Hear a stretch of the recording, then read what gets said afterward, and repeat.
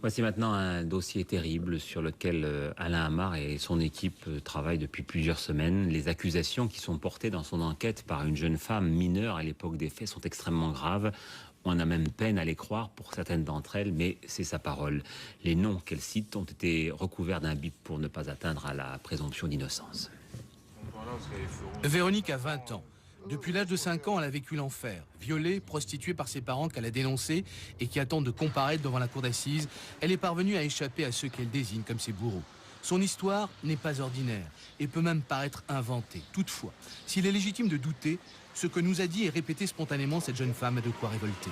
En particulier, lorsqu'elle affirme, malgré les menaces qui pèsent, dit-elle, sur elle, avoir fréquenté une secte satanique, les martinistes, avoir subi des tortures et torturé elle-même.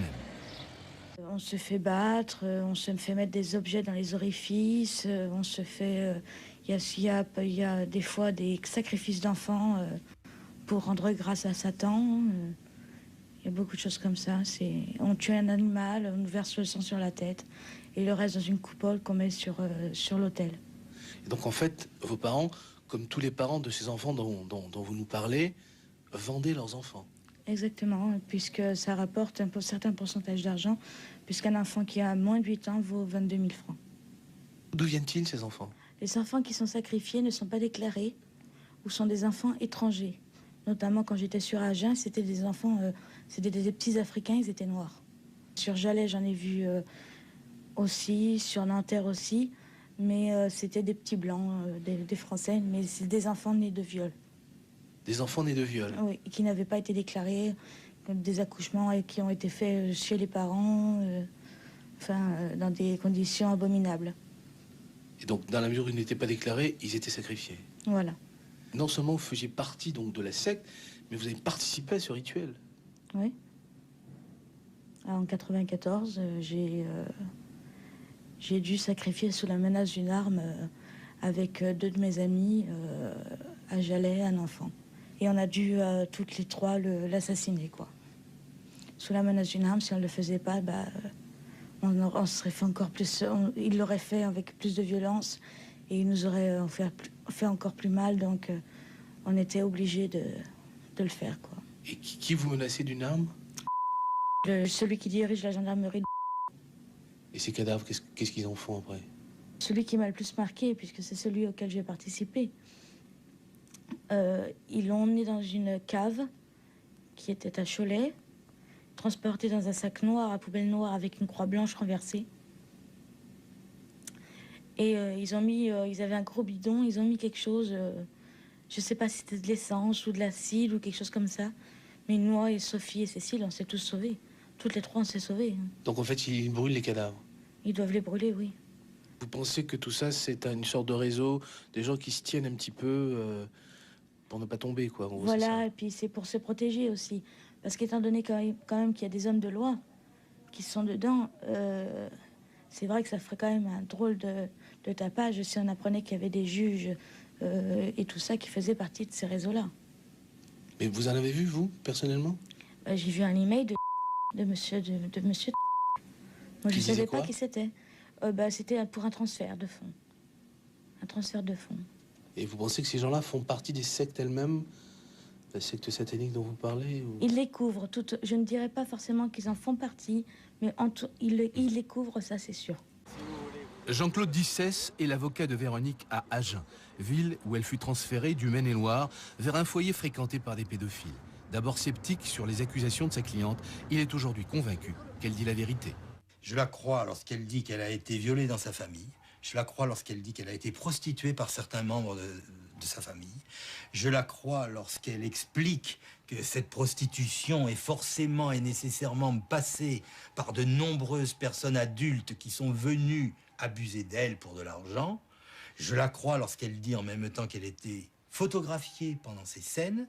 Et je la crois d'autant plus que nous retrouvons apparemment, c'est le point qu'il faut vérifier, ces photos sur un CD-ROM à Amsterdam. Donc c'est bien elle qu'elle a reconnu, elle a dit ça c'est moi. Voilà, c'est tout à fait ça. Elle dit c'est moi. Elle le dit devant un inspecteur de police et en même temps qu'elle s'identifie, elle identifie 5 de ses copains et copines d'enfance. Ça signifie que si ce point s'avère exact, il faut nécessairement que ces enfants aient été soumis à des scènes pornographiques, que ces scènes aient été filmées et que ces photos aient été envoyées à Amsterdam pour atterrir sur un CD-ROM pédophile qui a été saisi par la police hollandaise dans le cadre de procédures en Hollande. Et donc ça nécessite forcément qu'il y ait une organisation qui prend des photos, qui les diffuse. Et donc ça veut dire qu'il y a une organisation et qu'il y a un réseau. Véronique nous a conduits devant l'un des nombreux lieux où se passaient, selon elle, le 21 de chaque mois, des cérémonies sataniques. Alors c'est ici que je suis venue plusieurs fois. Notamment, je me rappelle bien d'une fois en 94, où je me suis retrouvée à un rituel satanique où il y a eu un meurtre d'enfant. Et donc on était monté au second. Voilà. Et là, il y a eu viol, on devait être 5 ou 6 enfants. C'était pas une très très grosse réunion. Là, il y avait beaucoup de gens, notamment des notables, mais que je ne connais pas forcément leur prénom. Voilà. Et vous-même, vous avez subi... Oui, j'étais là et j'ai subi. Il y avait mon père. Ma mère n'était pas là cette fois-ci. Son incroyable mémoire permet aussi à Véronique de se souvenir d'un coup de téléphone où elle entend parler de la petite Marion Wagon, disparue le 14 novembre 1996. J'étais chez une des pédophiles. Et donc là, le téléphone a sonné, elle s'est mise à hurler. Elle était à l'étage, moi j'étais dans sa chambre en bas. J'ai donc décroché le téléphone qui se trouvait dans sa chambre.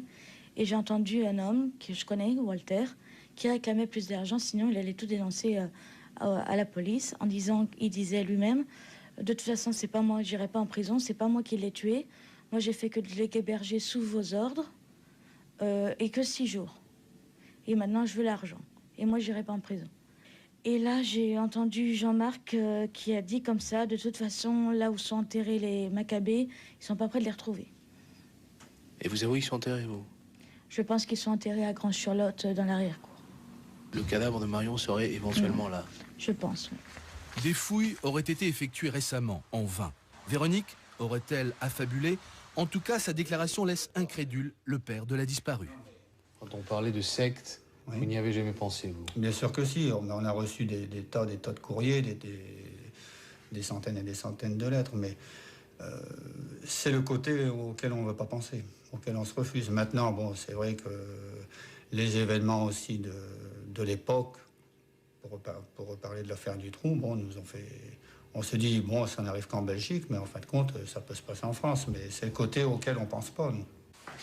Un ancien commandant de gendarmerie, à l'époque chargé de l'affaire Marion, se souvient du coup de téléphone dont parle Véronique. On n'a pas été capable de savoir d'où venait l'appel, et l'appel arrivait chez un particulier. Nous n'avons pas été capables de remonter l'appel, donc on ne sait pas qui l'a passé. C'est vrai que j'ai entendu dire qu'il y avait une jeune fille qui avait fait des dépositions, mais je ne les connais pas parce que je ne suis plus actuellement dans la gendarmerie. Ce que je veux dire, c'est que je fais confiance à mes anciens collaborateurs pour vérifier toutes les pistes. Comment se fait-il que 5 enfants violés à Angers, on retrouve leurs photos à Amsterdam 10 ans après? Voilà la question. Et cette question-là, vous comprenez bien qu'elle est trop grave pour qu'on puisse s'amuser à ne pas la poser. C'est très dur, ça revient dans les cauchemars toutes les nuits. Chaque seconde, quand un enfant crie ou un enfant pleure. Mais dans la rue, à n'importe quel moment, quand on voit un enfant, on se dit peut-être que maintenant il sera aussi grand que celui-là. Police et justice ont pris les déclarations de Véronique au sérieux et sa telle, elle est vérifiée, une par une, aussi invraisemblable qu'elles paraissent. De ces vérifications dépend peut-être l'éradication de certains réseaux pédophiles et criminels. Accusation gravissime, donc la gendarmerie et la justice s'emploient maintenant à vérifier.